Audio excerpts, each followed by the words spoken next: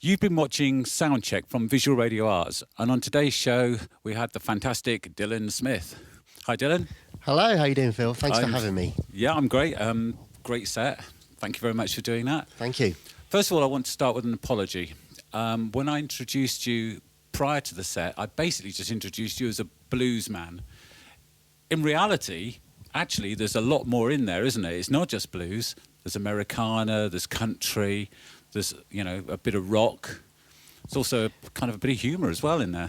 Well, there's a kind of, I think it's, I didn't want to set out to do a particular genre of music. I've always loved blues music, grew up listening to a lot of blues, and I think a lot of people that know me, certainly locally, expected a blues album. But actually, I kind of came from the point of view as there were things I wanted to say, there were ideas that I had, and the songs became what they became. And ultimately, I don't know if there's a blues song in there per se, but maybe there's a bluesy feel to some of the lyrics more than the music. I mean, the other thing that we have to say is that you've performed an acoustic version of the album this evening, Cruel to Be Kind. But the album itself is very electric. It's very full on with full arrangements, band stuff. Yeah. There's a lot of energy and a different timbre to some of the songs. I mean, there are one or two, Memory Lane, for example, and probably 1983 that are more acoustic based. But most of the songs that you've just heard are actually really sort of full on band, drums, bass, guitar, and a completely different feel. But I thought it'd be nice just to come in here and have some fun with the songs as they were conceived. Yeah. Well, it's probably leads me on to my next kind of question. But before we go there, we will put a link on to the post so that people can link into your page in order to hear what the electric versions sort of sound like, because that's what they'll be buying if they buy the album. Yeah, definitely worth checking out. Just as you say, Phil, this is an acoustic version of the album today, which is great fun, but ultimately not what you'd potentially be buying. So we don't want to miss-sell. So coming back to that then, how difficult or easy is it, I suppose, to go from having spent months working on the studio album version, the electric version, to then kind of stripping it back again, back to acoustic for this type of performance? Really easy and really difficult.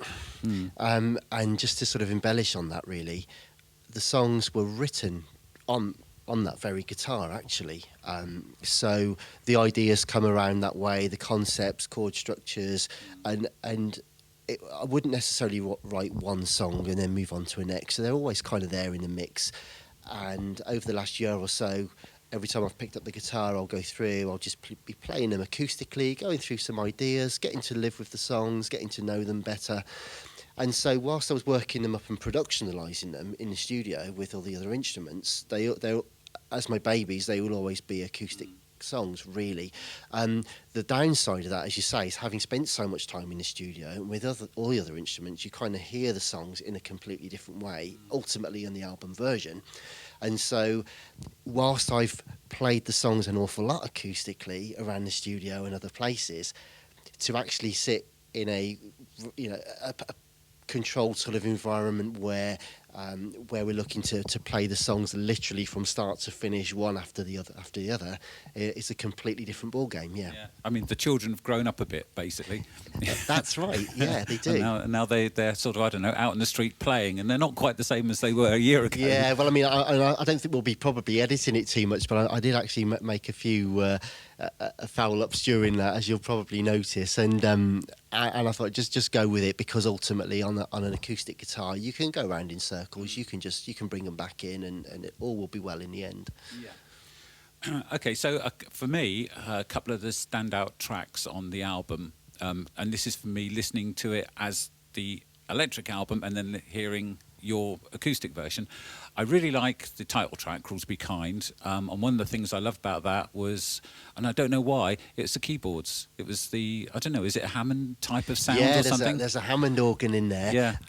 And I had some real fun with that, because the song, just a very quick sort of bit of background on it, is based on a true story of a very good friend of mine, with his relationship with his wife, or as was, and it was the whole sort of deliberation about it, and we were writing a lot of songs together at the time, and still do, actually. and this song was really for him, and it was written as an acoustic song. It was more about the lyrics more than anything else, but as the song sort of came in, it started to build, and the thing with that song in particular is that for people that know me as a guitarist are probably going to expect some sort of guitar or be a guitar album, which isn't necessarily like that. But what I did want is for when people put the CD in for the first time or put the playlist on, the first thing that comes in is just a solo, just a guitar, and then from there on in. But then from that, in answer to your question, is it started to build and build and build, and then there's this lovely sort of richness underneath the layers with the organs and the keys and the strings and everything else, and so it starts to build underneath the guitar solo and into this sort of crescendo at the end, you know. Yeah, I mean, the other one that I love is 1983. We talked about this before you came to sort of play the set, and I love the lists. You know, the kind of like the reminiscences back to those things that we took for granted if you're around in 1983. Yeah. And it just seems to be such a playful song. Yeah, I mean, it is really. I mean, it literally is. Put the rose-tinted goggles on and pick up a guitar and see what comes out. And it was. I mean, it's very much, you know, the Soda Streams, the Commodore 64. And for anyone out there over a certain age, you may remember what that is. But yeah, I mean, you know, things were simpler then. It was about going out with your friends on your BMX and just it was the innocent stuff, you know, and all good fun. And it was just memories. I sat down when I was 9 thinking, you know, what was in my mind, what was I living like at the time, you know. I saw a scary thing online the other day where someone was reminding us that the difference in years between 1939 and 1981-ish is more. It's the second the war. Yeah, it's about the same as it is from 1980-ish to about now. Yeah. And that's kind of scary. It really is. Yeah. Yeah. Because 1983 for me doesn't feel that long ago. No. No, well, it in many respects it doesn't for me, because it was at that time in my life was quite a big change. I moved from Birmingham to southwest of England, and there was an awful lot of upheaval. My parents obviously both moved down, you know, as a family for work. I changed schools, so I think the 1983 aspects for me was clinging on to that last piece of what I knew as stability back then, before moving then into a different age, as it were. So. You were playing guitar in those days? Yeah, just when about. you were, I don't know, yeah, so 8 to 10 or something? Yeah, 8 or 9 years old. My dad, as a kid, when I was really young, my dad used to sing to us. I've got 2 sisters as well, and at bedtime he'd sing Puff the Magic Dragon and Daddy's going to take us to the zoo tomorrow and stuff like that, you know. And I used to say, Dad, can I play? Can I have a go? And he'd say, well, one day, son, when your hands are big enough to go around the guitar, I'll teach you. And I was about 8 or 9, and I remember that because by the age of 10, I was playing in like school assemblies. The headmaster used to play guitar, and we used to play together in assembly and stuff like that. And then was in school bands from there on in, and onwards and upwards, up until the age of 26 that I am now. For those that put Vaseline on the camera lens. I was going to say somewhere there's something that doesn't add up. So you also played. You've played in function bands, and you've played semi-pro. I think you said. Yeah. And that's taken you through to kind of like where you are today, where you play obviously solo, in a duo, and as part of a band. Yeah. Yep, so I still play in a few bands. Yeah. I played in an Americana band back in the mid-90s, I guess, through to about the mid-2000s. And that was great fun, a lot of travelling, but it was just fantastic, you know, very busy with that. And then... Was that covers? Yeah, it was covers. It was a lot of sort of outlaw country, like Johnny Cash, Waylon, Paycheck, that sort of stuff. But yes, we used to play a lot of the Americana and country festivals and stuff. And but yeah, I mean, latterly, really, it's been functions, bands, weddings, parties, even pub band stuff. All that. It's all great fun. All adds to the mix, and it's a great way to A, meet other musicians, B, just to meet people generally, and C, to keep your chops up, because you're always having to learn new stuff. You know? And to play some great songs. Absolutely, that's what it's all about. So the album, you finished it and it came out, was it November last year? 2021, we're in January, so it doesn't feel like I should be saying last year, but so it's only a few months ago. Yeah. The last song that you played is the new single, which isn't on the album. Isn't on the album. Yeah. Yeah. Now that was it's a slightly strange way of going about it, but I'd written most of the album early to mid part of last year, and then was recording, producing it through the back end. And well, I think with the whole pandemic, as a musician, there hadn't been a great deal of work. Yes, it's been picking up in between whilst we've been allowed to, and I know the UK has been freer than some places, but not as free as others in terms of getting back out and working. So being in a position where it was illegal to go to work for a period of time, hence making time to record. But it meant that the album was actually an early-ish thing, and I released it more as a necessity, just to kind of park it, because there's only so much time you can spend working on something before you need to sort of share it. In the meantime, I then sort of towards the back end of last year, my creative juices were really flowing by then, and rather than what I should have been doing was focusing on the release of the album, I was actually starting to write more material. And that particular song, My Shining Star, which is my most recent one, just came about looking out the window one day, beautiful, crisp, clear winter's day, not that long ago actually, and just thinking about where you are in life and what it's like now and what it will be like. It's about, when you think about Father Christmas in the middle of July, it just seems really strange. But if you park yourself in what is basically Christmas and New Year time here in the UK, and then thinking about the summer and the Easter eggs and the sunglasses, driving to the coast and all that sort of stuff, and it's just about where we are, what lies ahead, optimism and that kind of thing. So I just wanted to get the song out there, Yeah. So is it actually released now? It is released, yeah. So if people want to buy it, it's via Bandcamp, is it? It's actually on Spotify, Amazon, iTunes, all the usual these, places. All the usual stuff. Yeah, it's out there. And the album the same, is it? Yes, indeed. Yeah. So it's Cruel to Be Kind.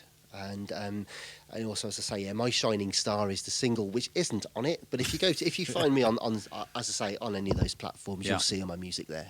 Okay, so you also have a lot of stuff on YouTube. I do, yes. Do you want to tell us a little bit about?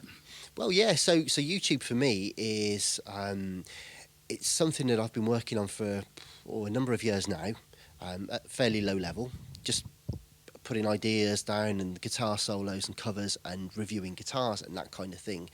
But latterly I've decided that I want to make it more of a platform about me as a person, sharing my experiences, playing in the bands, writing songs, working in the studio, promoting my own music and stuff as well, because it's getting increasingly difficult now actually to put any music out on any platform, even if it's background music, if you don't own it. So many people are quick to pull videos, and which is a shame, because it stops you from sharing the rest of the content, and that was also part of the reason for recording so much, is if I've got my own material, not only can I share it with other people, it means that I've got ownership and creative control, So with the YouTube channel, I wanted to kind of make that all about my own stuff, the guitars and the kit that I use, the bands that I'm playing with, the music that I'm recording, and so I'm looking to really develop that and create some really cool stuff in the next sort of 6 months or so. The channel's doing really well, actually, I have to say.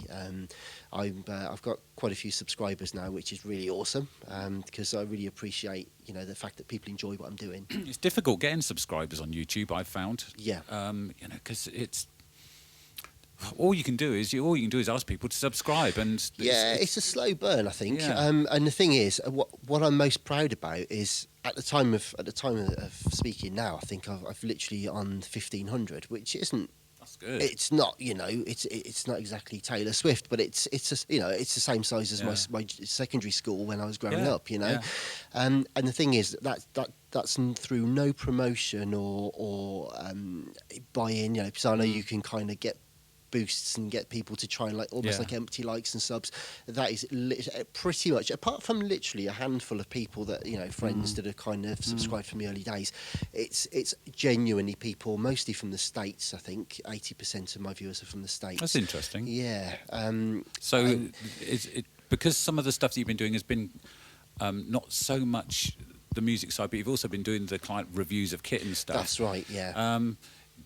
Do you think that the kind of the people in the States are kind of just intrigued as to what you're looking at. Well, to be honest with you, it was quite. I was a bit worried because I was at a bit of a crossroads. I'd spent a lot of time working on the channel before I'd written the music, and I thought, shall I start a new channel just for my music? And I thought, well, that's going to be really difficult to market again from scratch.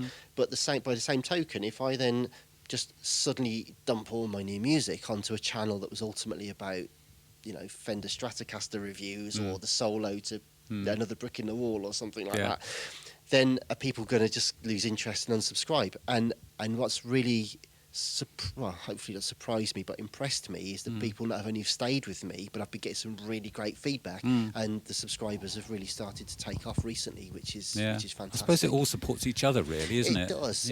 People that are interested in Strats probably are interested in the music as well. And that's it. And a lot of my songs feature the Strat anyway, so it's kind of a nice sort of segue into getting people to listen to the music, So just before we close, I have to do the inevitable gear question as well. So sounds like you're a Strat man from what you're saying. Much so, yeah. Yeah. I used to have a 1976 Strat a long time ago, which I had to sell for one reason or another, and regretted it literally an hour after I'd done it. Yep. Because it was American Strat as well. It was at the end of that period. Yeah. Great instrument. Yeah.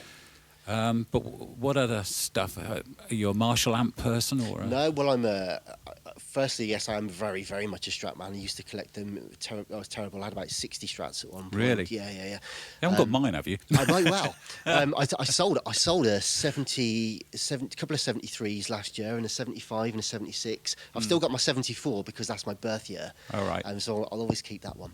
But yeah, so but I like a lot of the Fender. Going back to the blues stuff, I've got a lot of vintage Fender amps, and there's a local guy to me in Trowbridge, Wiltshire, Stuart Parman, who does a lot of work on these SMP artisan amps, does a lot of work and stuff on old amps, and I use them for a lot of the blues stuff because it's old school Fender amps, which is great. I'll use Dr. Z a lot as well, which is something that people like Brad Paisley uses. Yeah. So I love all that kind of stuff. Yeah, and I like to keep it clean, not too many effects. Just give it the beans through the album. Well, really, a lot of it's in the fingers, isn't it? It is, yeah.